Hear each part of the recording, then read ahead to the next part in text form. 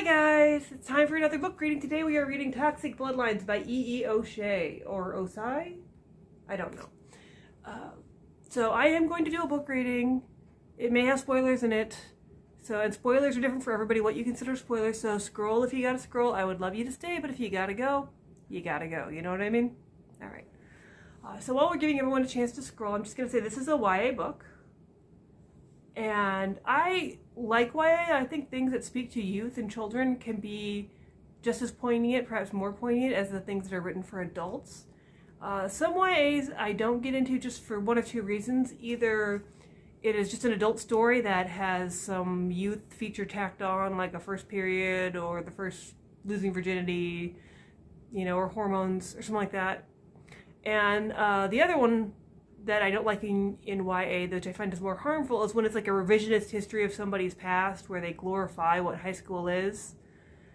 And I think that's very harmful for today's youth, to make them feel like it should be this glorious time of your life when it's really not. It's not. But this one does neither of those things. It embraces puberty, hormones, pimples, and all.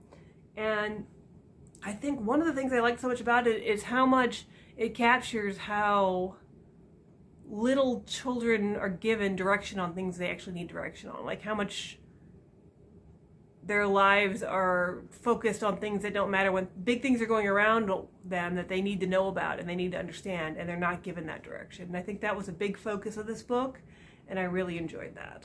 All right. Have we given everybody enough time to scroll? I think so. All right. Let's find my page.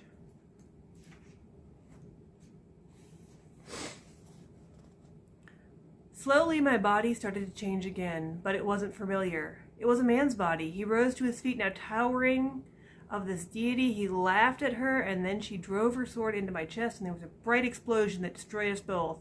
I was plunged into darkness again.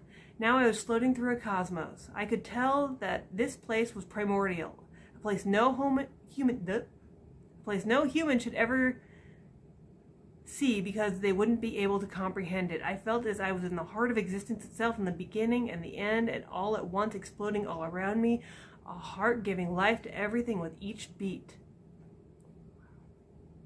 I could see 3 bright stars surrounding me. They were alive, their nature was ambiguous, they seemed familiar to me. And then slowly I started to remember who I was, but that part of me felt like a distant, dying star.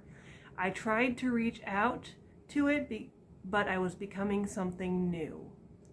It was a rebirth, a genesis. Dang, E, may I call you E? That was good. That was a beautiful, beautiful portrayal of a change, and especially ties back into the youth. So not only is the youth depicted in the real life part of this book, but it also echoed in the supernatural parts of this book, which it does have. I really like this book. It reminded me of Rick Riordan, how true and faithful to the idea of a youth reading it, of a young person reading it and identifying with it was. It was a labor of love. It was a very indie, and I think he did a great job on a debut novel. I will give it 4 out of 5. Buy the book. Buy the book this week. Seriously. All right, that's all I got, guys.